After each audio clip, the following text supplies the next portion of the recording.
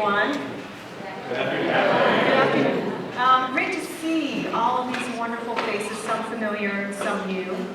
On behalf of the Asian American and Asian Diaspora Studies program, I welcome you to this afternoon's event, The Future of Asian Americans in a Multiracial United States.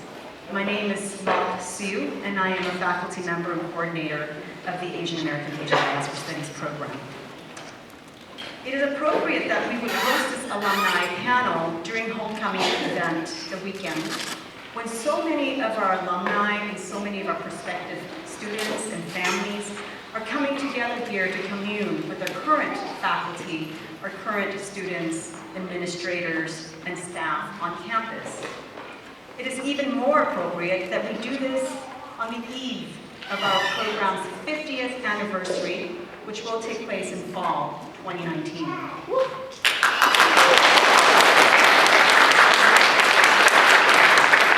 Now, any anniversary is worthy of celebration, but a 50th anniversary, a 50th, requires some thoughtful and deliberate reflection, as well as intentional commemoration. The year was 1968. It was near the end of one of the most tumultuous and divisive, yet exciting and hopeful decades in American history. It was a period when the Civil Rights Movement, the Black Power movement, the women's movement, the gay and lesbian movement, and the anti-Vietnam War movement all came together. It was explosive. It was a period filled with great urgency and great hope. And it is within this political milieu that students of color, African Americans, Native Americans, Chicano and Chicana students, and Asian Americans formed a coalition, first at San Francisco State University, and then at UC Berkeley. They would form a coalition that would become the Third World Liberation Front, the TWLF. The mission of the Third World Liberation Front, by all measures of today, seems reasonable. And yet, in 1968, it was nothing short of revolutionary. These students fought for educational reform so that the histories and experiences of our communities could be documented, studied, and taught as part of a broader history and society of the United States. They demanded recognition and full inclusion of their communities' histories, which have been silenced and suppressed until then. They insisted that American history would be incomplete without discussions of slavery, Native American genocide, the plight of Mexican migrant workers, and that of Filipino and Mexican farm workers. And let's not forget the Chinese Exclusion Acts, the first immigration acts that were put in place with race as a basis for exclusion. And of course, the incarceration of Japanese Americans. They insisted also that American history would not be complete without the recognition of their communities' many contributions to the United States in such areas as labor, politics, law, science, as well as the arts and the humanities. Oftentimes, our students take for granted the courses that are offered in our program. They take for granted the books they read, the documentary films they watch, the kinds of knowledge that have become common sense as we know it today. I remind them that if it were not for that group of students, just like themselves sitting in the classrooms, who took the risk to demand not only for the inclusion of our community's histories, but the entire restructuring of our educational curriculum, its contents, and the overall system, none of this would be here today. I remind them that if it were not for them, this program would not exist. The classes would not exist. In fact, the entire field of ethnic studies, including Asian American studies, would not exist. That is difficult for me to imagine. Over the course of the 50 years, our program has touched and changed many lives. It has produced generations of students who have gone on to establish community organizations such as the Asian Law Caucus, Asian Health Services, and the East Bay Youth Center, to name just a few.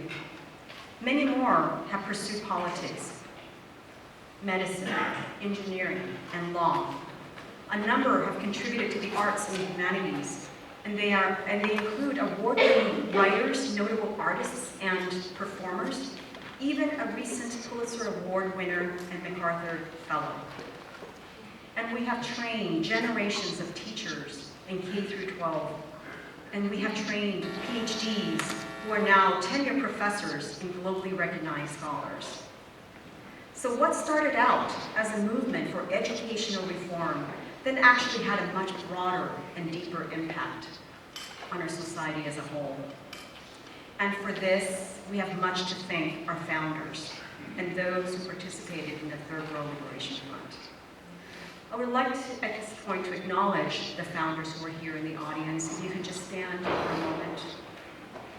Please, there are many of you here.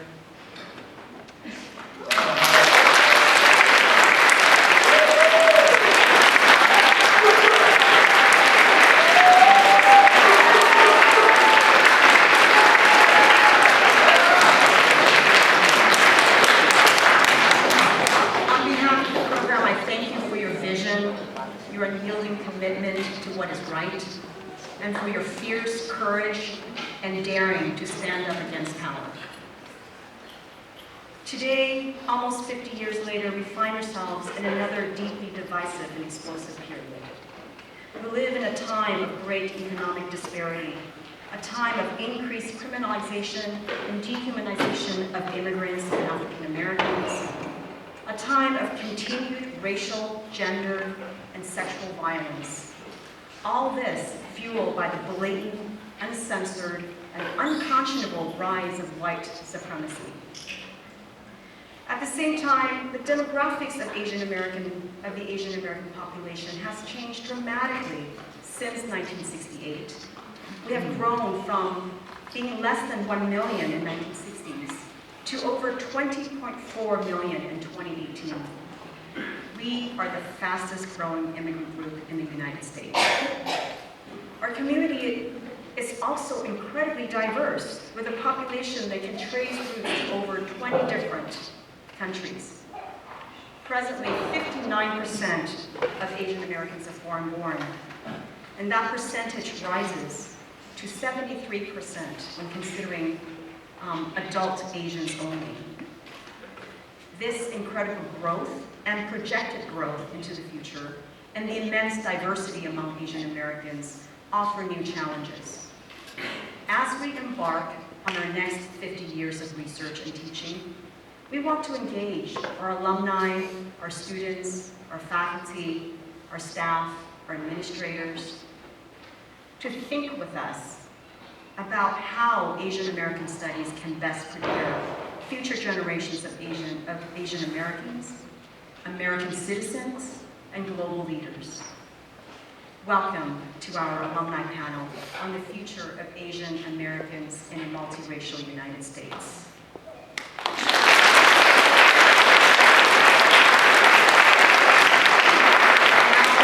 I would like to invite our Vice Chancellor of Equity and Inclusion, Oscar Duvance Jr., to say a few words of welcome. Thank you very much, Locke. Good afternoon, everyone.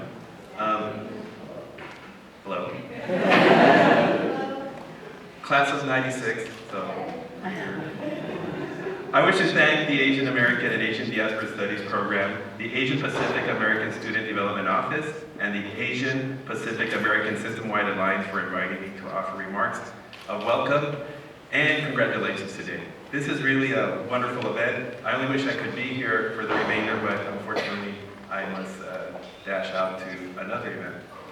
I also wish to thank and recognize our alumni groups, the Japanese American Women Alumni of UC Berkeley and the UC Berkeley Asian American and Pacific Islander alumni for your generous support of this event.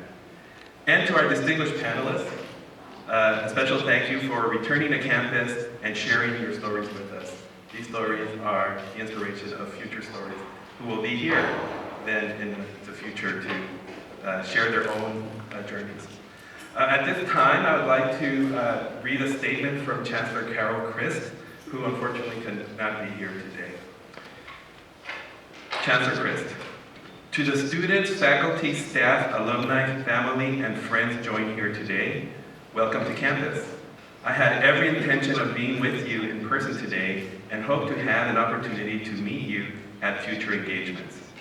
I want to thank the Asian American and Asian Diaspora Studies Program, the Asian Pacific American Student Development Office, the Asian Pacific American Systemwide Alliance, and the Asian American and Pacific Islander alumni chapters for all of your planning to make today's panel and reception possible. So there's a reception after this. I also want to mark the 50th anniversary of the founding of the Asian American and Asian Diaspora Studies program. Congratulations to the faculty, staff, students, and alumni of the program for all of your accomplishments and for continuing to enrich the Berkeley campus through your socially engaged research, teaching, and service. I am honored to be serving as your chancellor and hope to work together to best support the Asian American, and Pacific Islander community. I thank you for your commitment to this campus and wish you all a wonderful year ahead. Carol T. So I would like to say a few remarks as well. In fall 2019, Asian American and Asian Diaspora Studies will be commemorating the 50th anniversary of its founding at Cal. This is truly a monumental anniversary. It helps us to reflect on the progress made thus far, to acknowledge those whose energy and effort have made such progress possible, and to recognize that much work remains, to acknowledge, celebrate, and advance our understanding of the contribution and experience of Asian Americans. So all of us here, we're part of that experience, but sometimes that doesn't get acknowledged. And that's what part of this work is all about. To date, only about 30 Asian American Studies degree programs exist nationwide. So I wondered, 30, I just want to repeat that. So in 50 years of the establishment of this program, since then, only 29 others have been established. I think that's really an astounding situation that we are in. And activism from a new generation is still very much alive at universities such as Williams, Duke, and Princeton, where a major will soon be offered. I highly encourage you to, there's a really interesting piece that was run at NPR over the summer around Asian American Studies, and the activism of students at Williams College to establish an Asian American Studies major. And in fact, that student is from California, the student leader. So it shows you how impact happens and how the importance of activism, not just in the past, but moving in the present and future. Since its emergence as an academic field in 1969, Asian American and Asian Diaspora Studies has made significant contributions to our understanding of the experiences and contributions of Asian Americans and Pacific Islanders, both within and beyond the U.S. As we celebrate the legacy of Asian American and Asian Diaspora Studies today, the Division of Equity and Inclusion is very pleased to announce the establishment at UC Berkeley of a standing committee on Asian American and Pacific Islander issues, known as APASD, at least so far. We're working on that. Its charge will be to advocate for increased visibility and understanding of the rich and complex experiences and needs of the Asian American and Pacific Islander communities on the Berkeley campus. I look forward to working with this committee to create a campus climate that is inclusive and supportive of our AAPI students, staff, and faculty. And I really am looking forward to this partnership and allyship. It can't happen just with one person, it has to happen together. Congratulations to Asian American and Asian Diaspora Studies. Thank you to our alumni for your continued support, and welcome to our prospective students and families. And of course, go Bears!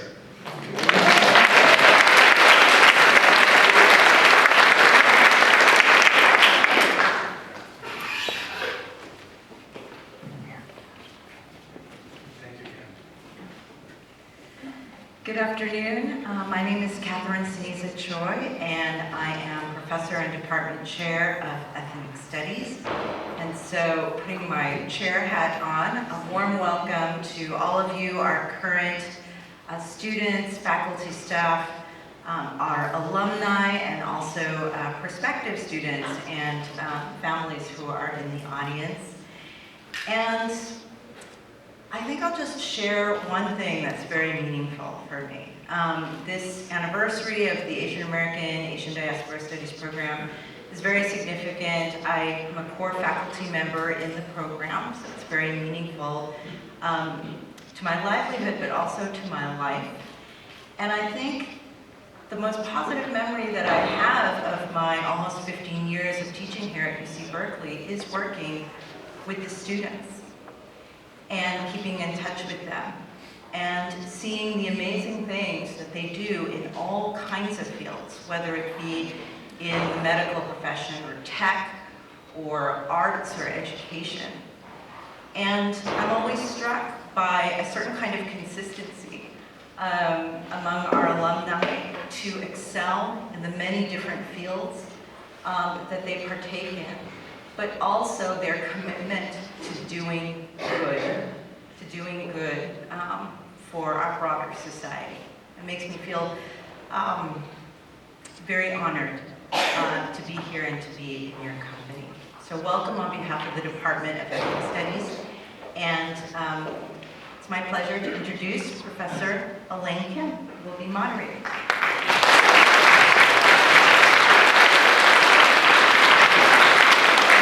Hi, thank you so much for coming. I'm going to probably say a few things that have already been said, but I guess emphasizing them is not a bad thing. I wanted to say that it was not just students, but it was also workers and community people who supported the courageous strike for social justice and racial equality back in 1969. And that they struck not only for anti-racist education on campus, but also against U.S. wars in Asia and for civil rights for people of color in the whole country. I was a grad student at that time, and it was an era when sociology textbooks at Cal listed racial minorities in the section called social deviance. And minority students were routinely placed in Subject A or bonehead remedial English classes that offered no credit and cost almost as much as a semester's tuition. And they had something there called the Oriental D, which was if the Asian student took it many, many times and was going to be kept from graduating, she or he would just be released with an Oriental D. Educators at that time believed that Asian and Latino students were disadvantaged if they were bilingual, and that black students were bad in English, and that their parents didn't teach them abstract concepts. Believe me, I heard these things said in class when I was a graduate student. So it was a very difficult time and very important what the people did when they struck. That is to emphasize what was gained was not granted by the university administration, which rejected polite requests many times before the strike finally took place. What I know personally from working within this university for many decades is that the only real way to create something that challenges the status quo is through organizing and activism. The vision for Asian American Studies was of self-determination. Yes, we wanted to learn about our own buried histories, but we also wanted to be the ones to design our courses and to determine who would teach them. One of the goals was to maintain organic connections to our communities in order to build a better society. For many reasons, we are still far short of these original goals. The challenges of today are both the same as and different from what they were back then. Our populations, as Locke said, are changing. Today is in the past. We want to study war, now in different locales, but with the same goal of helping to end them. We want our faculty and students to engage in research and writing on projects that critique barriers to social justice, such as shameful assaults on immigrants, refugees, and the poor. We want to work for the empowerment of ordinary people in all our diverse communities, and we really need your support. Asian American Studies has a proud legacy. We've made UC Berkeley a better place. Early students and faculty supported the development of community-based organizations because they believed in health, legal services, and housing for the poor. Many current students are visionaries, eager to apply their talents for social good. And many alumni and teachers of Asian American Studies classes are important leaders, artists, and activists, including today's panelists who graduated from Berkeley as early as 1973 and as recently as 2010. So I want to introduce them to you briefly in order. First, Don Tamaki, attorney, co-founder of the Asian Law Alliance in San Jose, former director of the Asian Law Caucus in San Francisco, and member of the 1980s legal team for the landmark Korematsu case regarding Japanese American incarceration. Second, Ni Tran, formerly case manager at Asian Health Services and now resident physician in family and community medicine at UCSF. T. Boy, T. Boy is the author of an award-winning graphic novel called The Best We Could Do, published last year, and she's at work on a new book that she'll tell you about. And Phil Tang, former director of the Asian Law Caucus and now chair of the Budget Committee for the State Assembly, to which he was first elected in 2012. Please welcome our illustrious panelists.